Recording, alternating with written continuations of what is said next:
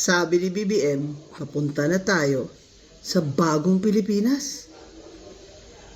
Bakit? Nag-exodus ba tayo? Nag-migrate ba tayo sa ibang island? Ano ba feeling nito? High na naman to. Ano ba feeling niya yung may pupuntahan ba tayo? Bakit sinasabi nito ng BBM, papunta na tayo sa bagong Pilipinas? Ayaw po namin umalis dito.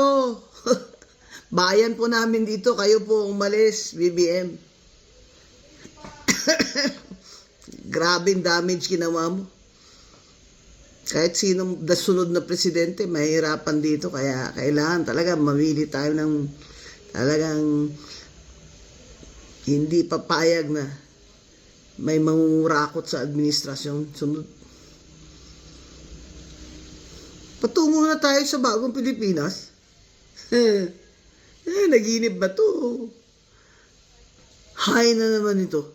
Nakita niyo yung itsura niya dun sa UAE? Magano-gano siya. Hawak-hawak yung Philippine flag para siyang bata. Tapos gano'n-gano'n siya. Meron siyang iniisip sa utak niya. Meron siyang music na sinusunod.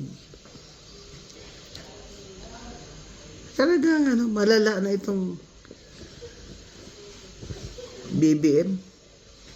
Kailan pa kaya mapansin to ng Amerika at ni Trump na talagang bad for business na ito si BBM. Kaya nang habang binibigyan niya nga ng access ang military access ang Amerika, goods lang sila. Pero grabe.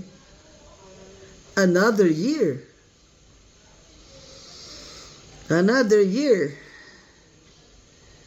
And our economy is not getting better. It's going into deeper shit.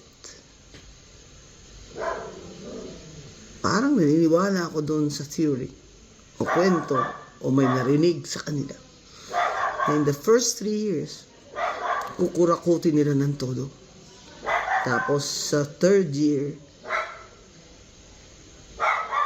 BBM will look like siya ang savior dahil ihihinto niya. Papaimbestiga niya.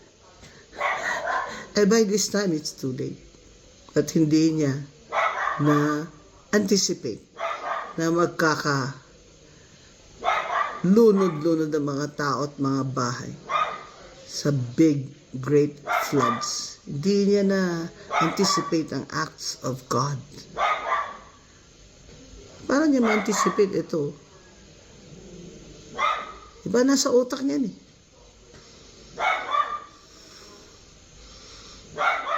Talaga bang naniniwala pa kayo na hindi siya cocaine addict? Tingnan niyo, i-review niyo yung mga video niya. Okay lang ba kayo dyan? Okay lang ba kayo? Another 3 years yan? Dapat mag-resign siya.